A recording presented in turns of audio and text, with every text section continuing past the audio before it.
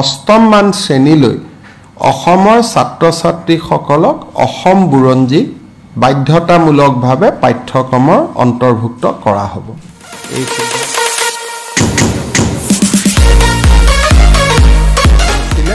পিছে মই বুৰঞ্জীৰ লগত যদিও ৰিকমেণ্ডেশ্যন নাছিলে মই বুৰঞ্জী আৰু ভূগোল কৰি দিছোঁ যাতে ল'ৰা ছোৱালীৰ ভূগোলৰ ওপৰতো আইডিয়া এটা থাকিব পাৰে। স্যাৰ যেটো বিপ্লৱ শৰ্মা আয়োগৰ প্ৰতিবেদনত অসমীয়াৰ সংজ্ঞাৰ যেটো কথা কৈছে মানি লৈছেনে আপোনালোকে? এইটো কেন্দ্ৰীয় চৰকাৰৰ প্ৰেক্ষাপটত পৰে, গতিকে সংজ্ঞা নিৰ্ধাৰণ নকৰাকৈ আমাৰ কামবিলাক আমি 51 চনক টাৰ্গেট কৰিছোঁ। যেনেকৈ মাটিৰ ক্ষেত্ৰত আমি 51 চন কৈছোঁ বা যিবিলাক আমি সংজ্ঞাটো নিৰ্ধাৰণ নকৰাকৈ আমি আমাৰ কথাখিনি কৈছোঁ, কিন্তু সংজ্ঞা নিৰ্ধাৰণৰ ৰিকমেণ্ডেশ্যনটো কেন্দ্ৰীয় চৰকাৰৰ আওতাৰ ভিতৰত পৰে, সেইটো আমাৰ আওতাৰ ভিতৰত নপৰে, যিহেতু এইটো সাংবিধানিক সংশোধন লাগিব। স্যাৰ অসম ভাষা সঞ্চালক অসম চৰকাৰী ভাষা সঞ্চালকালয়টো বৰ্তমান সংলগ্ন ডাইৰেক্টৰেট হৈ আছিল। It is a attach directorate, full fledged directorate নাছিল, অৰ্থাৎ গভৰ্ণমেণ্টৰ হোম ডিপাৰ্টমেণ্টৰ লগতে ই জড়িত হৈ আছিল। এতিয়া ইয়াক পূৰ্ণ পৰ্যায়ৰ সঞ্চালকালয়লৈকে ৰূপান্তৰ কৰা হ'ব,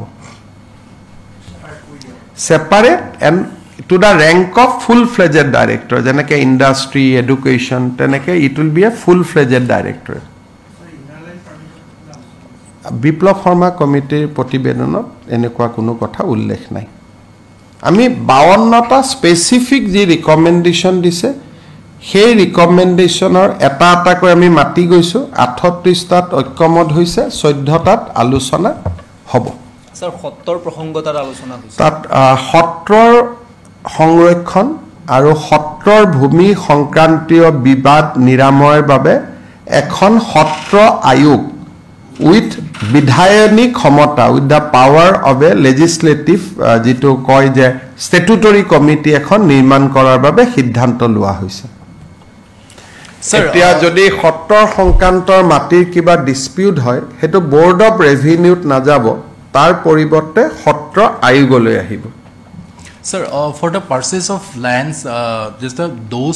those people who are living in the last 3 generations. But that is in for the selected revenue villages, excluding the major towns. So these will not be implemented in Guwahati, Dibrugarh, Tinsukia. It is the Justice Biplab Sharma committee has clearly said that this recommendation only for selected revenue blocks. Now the name and the number of selected revenue blocks will be discussed, but the committee has clearly said that this will not be implemented in the municipal areas of the state. So generally for this recommendation there is no apprehension of people who are situated in the municipal area or in the major towns. There is no apprehension for them, and as I told you earlier that this recommendation will not be taken in the Borak Valley also.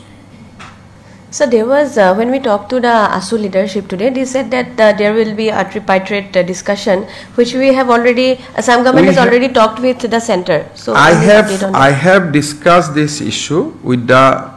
Home Ministry in Delhi, and we have already recommended that look, 52 recommendation we can implement, rest we cannot implement. So for the implementation of the balanced recommendation, central government should initiate a tripartite discussion. So state government has already recommended for that. We have recommended tripartite discussion. Habo আজি আমাৰ কেবিনেটত Tiwa autonomous কাউন্সিলৰ সদস্যৰ সংখ্যা 36ৰ পৰা 42লৈ কৰিবলৈ সিদ্ধান্ত গ্ৰহণ কৰা হয়। কেবিনেটত মিচিং, ৰাভা হাছং, ঠেঙাল, সোণোৱাল, দেউৰী আৰু বডো কছাৰী ৱেলফেয়াৰ কাউন্সিলৰ ইলেকশ্যন ছেপ্টেম্বৰ মাহত অনুষ্ঠিত কৰিবলৈ আৰু ৰাভা হাছঙৰ ইলেকশ্যন এপ্ৰিল মাহৰ ভিতৰত অনুষ্ঠিত কৰিবলৈ সিদ্ধান্ত গ্ৰহণ কৰা হয়। আৰু যেতিয়ালৈকে কাউন্সিল কেইখন নহব বৰ্তমান কাউন্সিলে নিৰ্বাচন নোহোৱালৈকে বৰ্তমান কাউন্সিলে যাতে ইয়াৰ কাৰ্যসূচী চলাই থাকে তাৰ বাবে সিদ্ধান্ত গ্ৰহণ কৰা হয় আয়ুৰ্বেদিক পোষ্ট গ্ৰেজুৱেট পাছ কৰা আৰু তাৰ পিছত চৰকাৰত কাম কৰি থকা ডক্টৰ সকলক আমি তিনিটা এডভান্স ইনক্ৰিমেন্ট স্যালাৰি লগত দিবৰ কাৰণে আজি কেবিনেটে সিদ্ধান্ত গ্ৰহণ কৰে আজি আমাৰ কেবিনেটত নতুনকৈ গঠন হোৱা তিনিটা ডিপাৰ্টমেন্টৰ বাজেট হেড বনাবৰ বাবে সিদ্ধান্ত গ্ৰহণ কৰে Barak valley department directorate of department of innovation incubation and startup আৰু tea tribes and Adivasi welfare এতিয়াৰ পৰা তিনিটা স্বতন্ত্ৰ বিভাগ হ'ব আৰু স্বতন্ত্ৰ তিনিটা বিভাগৰে বাজেট থাকিব আজিৰ কেবিনেটত বড়োলেণ্ডত স্বামী বিবেকানন্দ ইউনিভাৰ্চিটি বুলি ব্যক্তিগত বিশ্ববিদ্যালয় এখনক মঞ্জুৰি দিয়া হয় আজি আমাৰ কেবিনেটত এটা অসমৰ বন বিভাগৰ বাবে এটা খুব ঐতিহাসিক সিদ্ধান্ত অসমৰ সপ্তমখন নেশ্যনেল পাৰ্ক হিচাপে সিখনা জহলাও নেশ্যনেল পাৰ্ক কোকৰাঝাৰত আমি কোকৰাঝাৰ আৰু চিৰাং জিলাত আমি অনুমোদন কৰোঁ 316 স্কয়াৰ কিলোমিটাৰ এই পাৰ্কখন ৰাইমনা পাৰ্ক আৰু মানস নেশ্যনেল পাৰ্কৰ মাজত হ'ব and this will be the 7th national parks of Assam so now we are second after Madhya Pradesh গতিকে ইয়াৰ আগতে মধ্য প্ৰদেশৰ 10খন নেশ্যনেল পাৰ্ক আছে আমি 7খন হম আৰু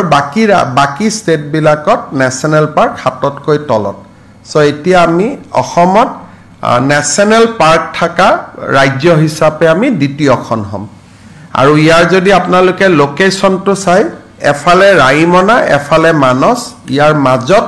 সিখলা জলাও নেশ্যনেল পাৰ্ক আমি আজি অধিসূচনা দিবলৈ সিদ্ধান্ত গ্ৰহণ কৰা হৈছে ইনভেষ্টমেন্ট সামিটৰ লগত সংগতি ৰাখি অসমত solar wind solar hybrid power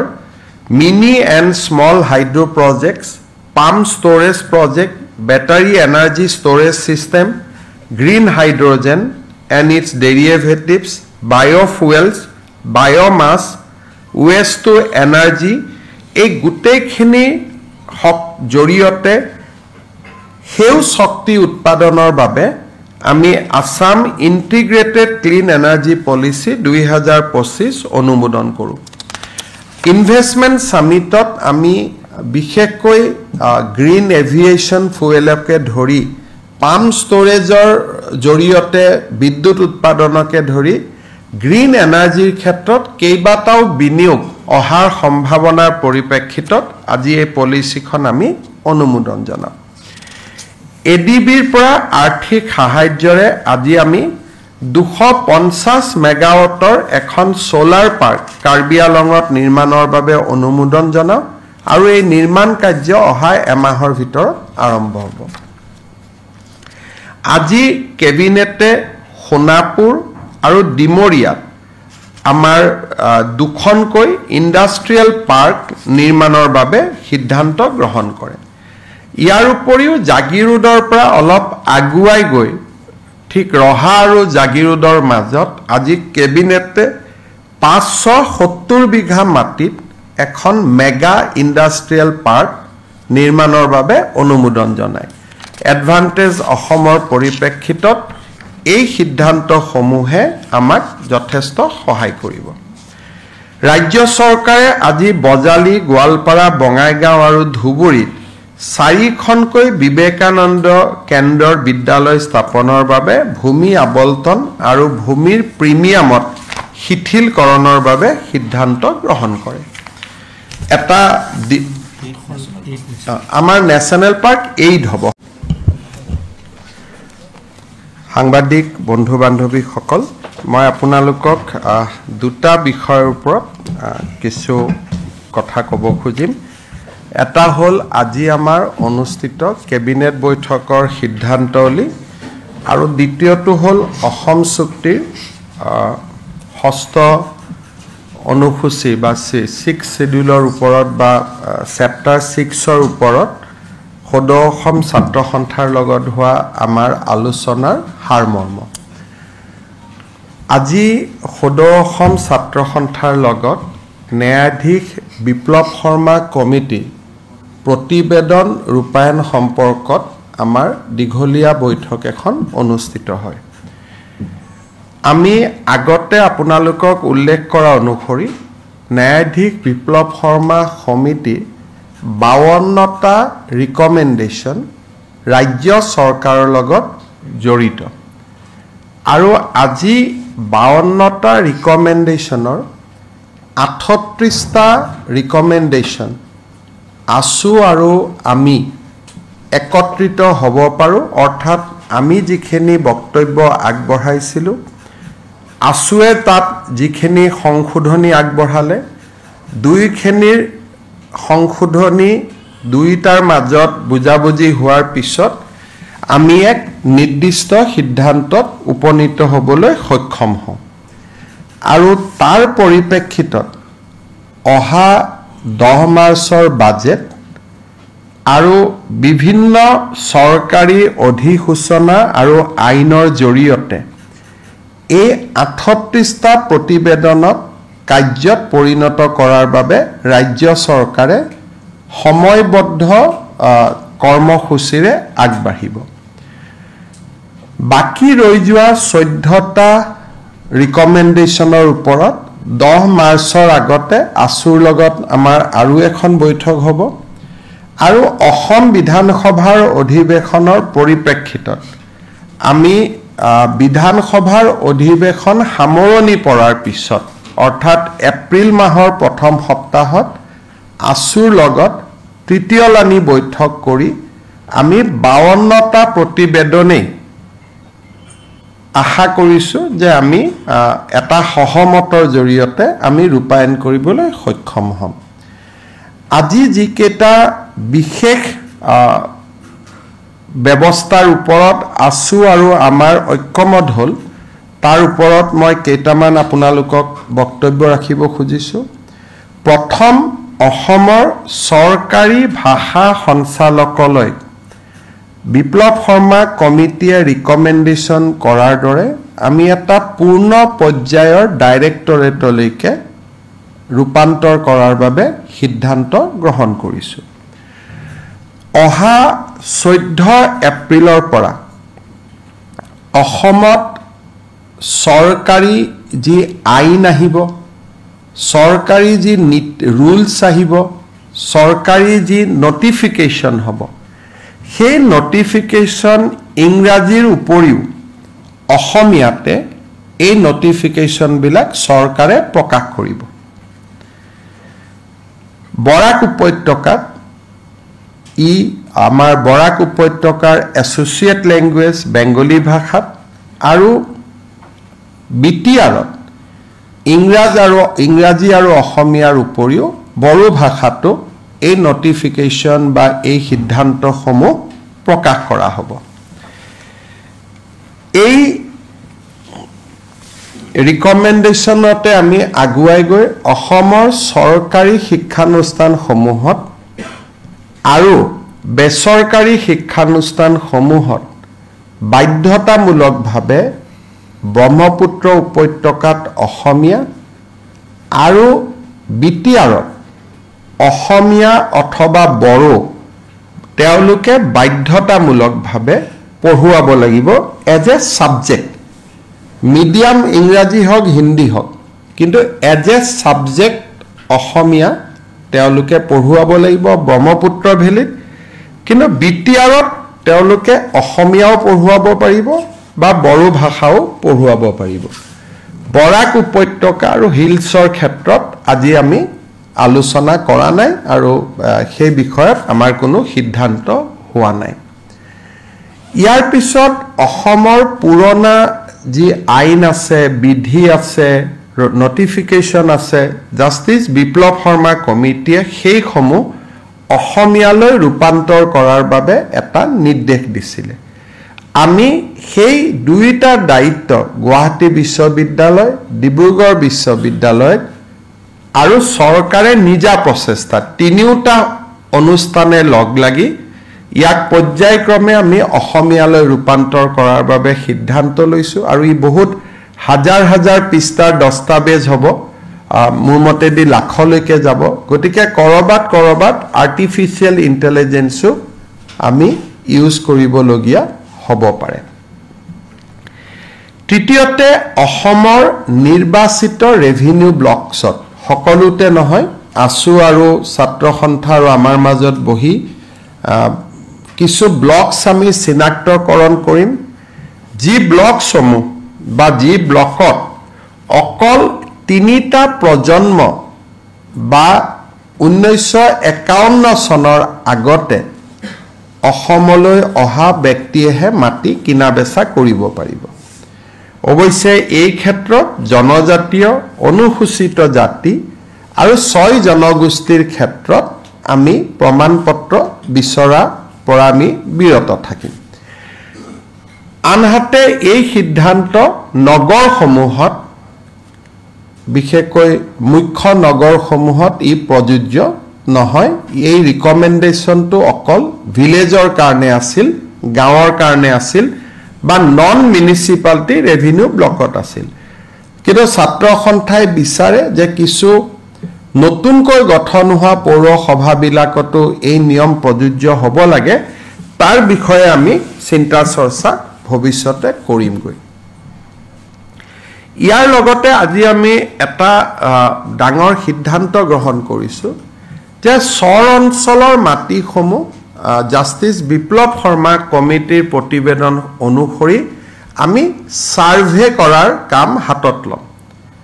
survey মানে সেটেলমেন্ট নহয় সাৰ্ভে মানে মাটিখিনি সৰকাৰি যি ৰাজহ ব্যৱস্থাৰ ভিতৰলৈ অনা হয় কিন্তু আমি অত্যন্ত সাৱধানেৰে হৈতে মাইনোটছখনত লিখিছো যে চৰ অঞ্চলত মাটি সাৰ্ভে কৰাৰ হে সিদ্ধান্ত হৈছে সেটেলমেন্ট কৰাৰ সিদ্ধান্ত হোৱা নাই অৰ্থাৎ বন্দবস্তি নহব প্ৰথম পৰ্যায়ত সাৰ্ভে হ'ব সাৰ্ভেৰ পিছত বন্দবস্তিলৈ যোৱাৰ আগতে ৰাজনৈতিক সামাজিক সংগঠনসমূহৰ সৈতে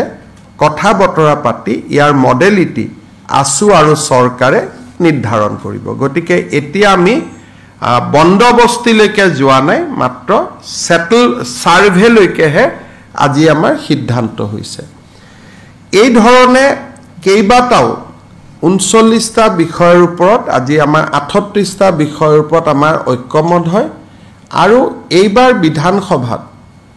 এই বিষয়ে বাজেটত আপোনালোকে ইয়াৰ প্ৰতিফলনো দেখা পাব আৰু আমি সময়বদ্ধ ব্যৱস্থাৰে আছুৰ লগত যি মাইনোটছ আমাৰ আজি হ'ব তাৰ প্ৰতিলিপিও আপোনালোকক দিয়া হ'ব সময়বদ্ধ প্ৰক্ৰিয়াৰ মাজেৰে আমি এই গুটেই কাৰ্যসূচীখিনি আমি ৰূপায়ণ কৰাৰ বাবে চেষ্টা কৰিম অৰ্থাৎ লখিমপুৰৰ কেবিনেটত জাস্টিস বিপ্লৱ শৰ্মা কমিটিক লৈ আমি যি সিদ্ধান্ত লৈছিলো তাক আজি আমি বহু দূৰ আগুৱাই লৈ যাবলৈ সক্ষম হলো ইয়াৰ পিছত মই যেটো দ্বিতীয় কথালৈ যাব খুজিছো তাত যোৱাৰ আগতে যদি আপোনালোকৰ আছুৰ লগত হোৱা বৈঠকখনৰ সম্পৰ্কত কিবা জানিবলগীয়া আছে আপোনালোকে জানি ললে মই দ্বিতীয় পৰ্যায়টোলৈকে যাব বিচাৰিম So sir, can you say that in a time-bound manner the state government is moving towards implementation of clause 6 in the state? You see that clause 6 is about constitutional, cultural and land protection for the people of Assam.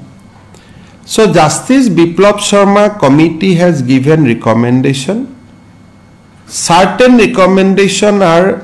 is to be implemented by central government. Some recommendation is to be implemented by the state government. So 52 recommendation falls within the purview of the state government. Today, All Assam Students Union and Assam government has agreed on the action plan for 38 recommendation. For the balance 14 recommendation, further discussion will be conducted, further discussion will be taken place. আজি আৰু এটা এই জাষ্টিস বিপ্লৱ শৰ্মা কমিটিৰ পৰিপ্ৰেক্ষিতত আৰু এটা সিদ্ধান্ত হৈছে যে অষ্টম মান শ্ৰেণীলৈ অসমৰ ছাত্ৰ ছাত্ৰীসকলক অসম বুৰঞ্জী বাধ্যতামূলকভাৱে পাঠ্যক্ৰমৰ অন্তৰ্ভুক্ত কৰা হ'ব। এই সিদ্ধান্ত এটাও আছিলে। পিছে মই বুৰঞ্জীৰ লগত যদিও ৰিকমেণ্ডেশ্যনৰ নাছিলে মই বুৰঞ্জী আৰু ভূগোল কৰি দিছোঁ যাতে ল'ৰা ছোৱালীৰ ভূগোলৰ ওপৰতো আইডিয়া এটা থাকিব পাৰে। স্যাৰ যেটো বিপ্লৱ শৰ্মা আয়োগৰ প্ৰতিবেদনত অসমীয়াৰ সংজ্ঞাৰ যেটো কথা কৈছে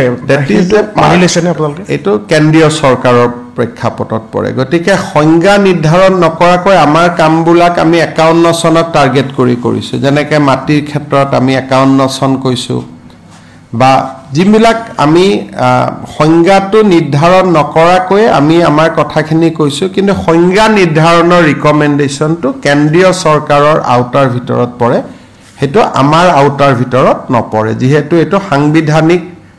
সংশোধন লাগিব। স্যাৰ অসম ভাষা সঞ্চালক অসম চৰকাৰী ভাষা সঞ্চালকালয়টো বৰ্তমান সংলগ্ন ডাইৰেক্টৰেট হৈ আছিল। It is a attach directorate, full fledged directorate নাছিল, অৰ্থাৎ গভৰ্ণমেণ্টৰ হোম ডিপাৰ্টমেণ্টৰ লগতে ই জড়িত হৈ আছিল। এতিয়া ইয়াক পূৰ্ণ পৰ্যায়ৰ সঞ্চালকালয়লৈকে ৰূপান্তৰ কৰা হ'ব, separate and to the rank of full fledged director, যেনেকৈ ইণ্ডাষ্ট্ৰি এডুকেশ্যন, তেনেকৈ it will be a full fledged directorate. Biplab Sharma কমিটিৰ প্ৰতিবেদনত এনেকুৱা কোনো কথা উল্লেখ নাই। আমি 52টা স্পেচিফিক যি ৰিকমেণ্ডেশ্যন দিছে সেই ৰিকমেণ্ডেশ্যনৰ এটা এটাকৈ আমি মাতি গৈছোঁ। 38টাত ঐক্যমত হৈছে, 14টাত আলোচনা হ'ব। স্যাৰ সত্ৰৰ প্ৰসংগতাৰ আলোচনা হৈছে। তাত সত্ৰৰ সংৰক্ষণ আৰু সত্ৰৰ ভূমি সংক্ৰান্তীয় বিবাদ নিৰাময়ৰ বাবে এখন সত্ৰ আয়োগ উইথ বিধায়নিক ক্ষমতা, with the power of A legislative, যিটো কয় যে ষ্টেটুটৰী কমিটি এখন নিৰ্মাণ কৰাৰ বাবে সিদ্ধান্ত লোৱা হৈছে। এতিয়া যদি সত্ৰৰ সংক্ৰান্তৰ মাটিৰ কিবা ডিছপিউট হয়, সেইটো বৰ্ড অফ ৰেভিনিউত নাযাব, তাৰ পৰিৱৰ্তে সত্ৰ আয়োগলৈ আহিব। Sir, for the purchase of lands, just those people who are living in the last three generation, but that is in for the selected revenue villages, excluding the major towns. So these will not be implemented in Guwahati, Dibrugarh, Tinsukia. It is the Justice Biplab Sharma committee has clearly said that this recommendation only for selected revenue blocks. Now the name and the number of selected revenue blocks will be discussed, but the committee has clearly said that this will not be implemented in the municipal areas of the state. So generally for this recommendation there is no apprehension of people who are situated in the municipal area or in the major towns. There is no apprehension for them, and as I told you earlier that this recommendation will not be taken in the Barak Valley also. So there was, when we talked to the ASU leadership today, they said that there will be a tripartite discussion, which we have already, Assam government has already talked with the center. So I have discussed this issue with the Home Ministry in Delhi, and we have already recommended that look, 52 recommendation we can implement, rest we cannot implement. So for the implementation of the balanced recommendation, central government should initiate a tripartite discussion. So state government has already recommended for that. We have recommended tripartite discussion. Habo